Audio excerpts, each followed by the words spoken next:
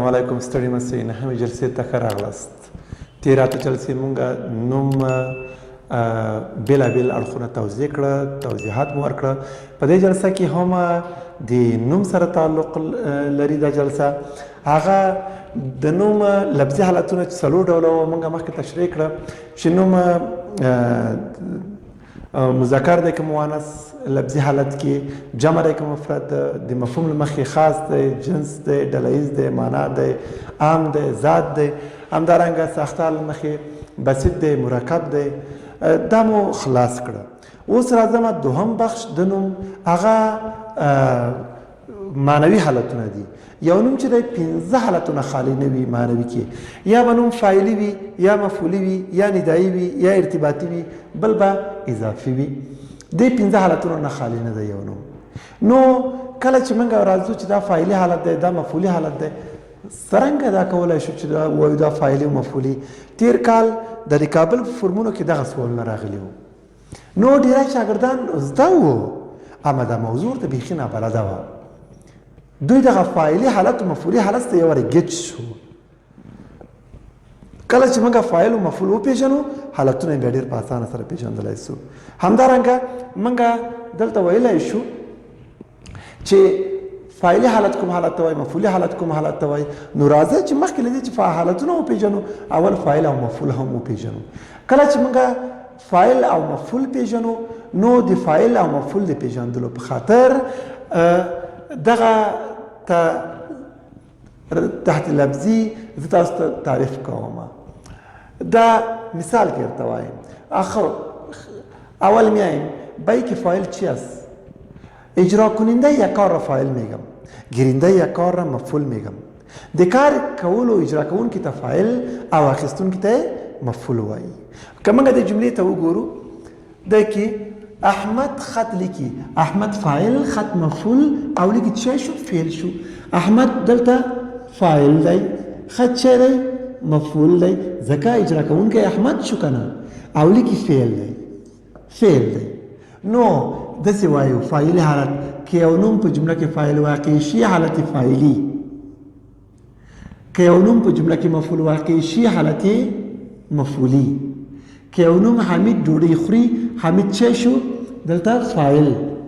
ډوډۍ څه شوه؟ مفعول.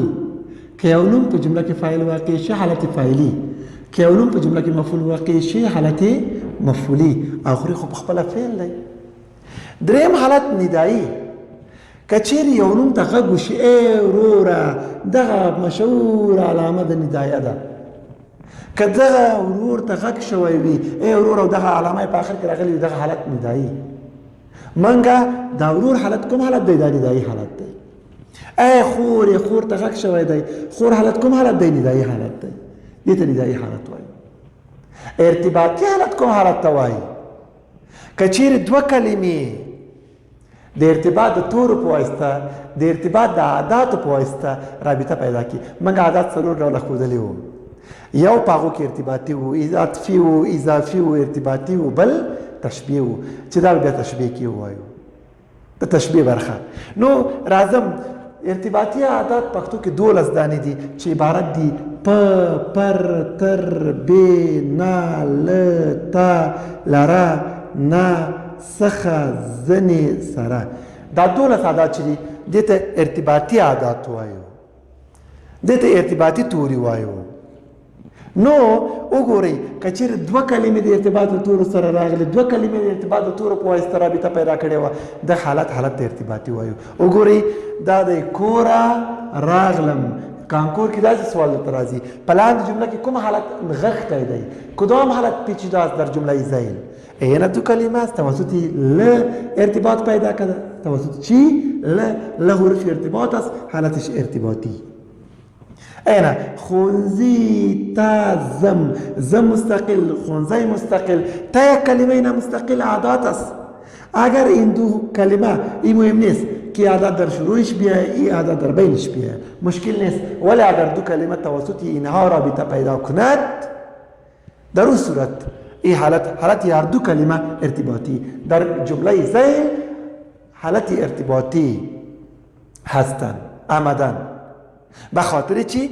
دو کلمه توسط کلمه ارتباط رابطه پیدا کرده. و پنجم حالت اضافی، اگر دو اسم توسط دال رابطه پیدا کنه، دال یگانه حرف اضافت من یک دانه دارم که او عبارت از دال است. در صنف 11 شما میخوانید حرف دال حرف اضافت است در زبان پشتو. د اضافت توره یو دانه دی چې هغه د دال څخه عبارت دی. وګورئ که چیرې دوه کلمې د دال په واسطه سره رابطه پیدا کی، یوه کلمه بله کلمه، این رابطه اضافی است. چرا؟ این دو اسم توسط دال رابطه پیدا کرده. اینه سعی کنید د احمد قلم، احمد یک اسم، قلم دیگه اسم، دال حرف اضافت، هر دو کلمه توسط دال رابطه پیدا کرده. این رابطه اضافی است. یا ارتباط پیدا کرده توسط حرف اضافت، اضافی ارتباطی هم گفته میتونه. ولی خالی ارتباطی باز اینمی 12 حروف هستند. این بود حالت فاعلی. حالت معنوی از 5 حالت خالی نیست، یا فاعلی می باشه، یا مفعولی می باشه، یا ندایی می باشه، یا ارتباطی یا اضافی. میایم اسم دیگه خلاص شد. یک بخشش مانده در کانکور. یک سوال دیگه میه در اسمهای ذیل اسم تغییر ناپذیر را نشانی کنید. کدام اسم تغییر ناپذیر است؟ اسم تغییر ناپذیر یعنی چی؟ آن اسم را گفته میتونیم که اسم تغییر نکنه. خو اسم تغییر میکنه. سوال همیجاست. من پرسان میکنم اینا پیش از اینکه ایره حل کنم، من میگم اینا احمد آیا اسم تغییر پذیر است؟ فاطمه آیا اسم فاطمه ببخشید فاطمه آیا اسم تغییر پذیر است؟ اینا حسن آیا اسم تغییر پذیر است؟ جوابتان معلوم دار است که نیست.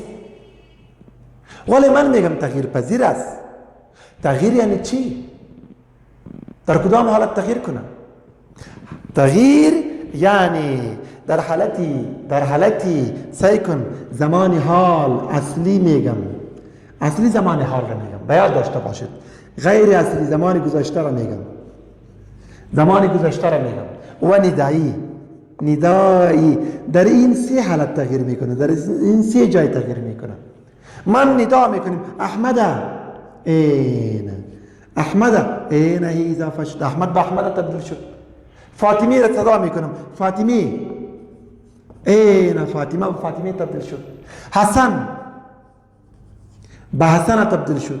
این سعی کنید وقتی که شکل خود تغییر کنه در حالت اصلی و غیر اصلی، زمان حال گذشته، ندایی در حالت صدا. در این حالت ایره کدام حالت می گفته می شود؟ حالتی ندایی گفته می شود، حالتی ندایی. ولی این اسمها در حالت ندایی شکل خود تغییر داد. این اسمها اسمی تغییر پذیر است. کدام اسمها تغییر ناپذیر است؟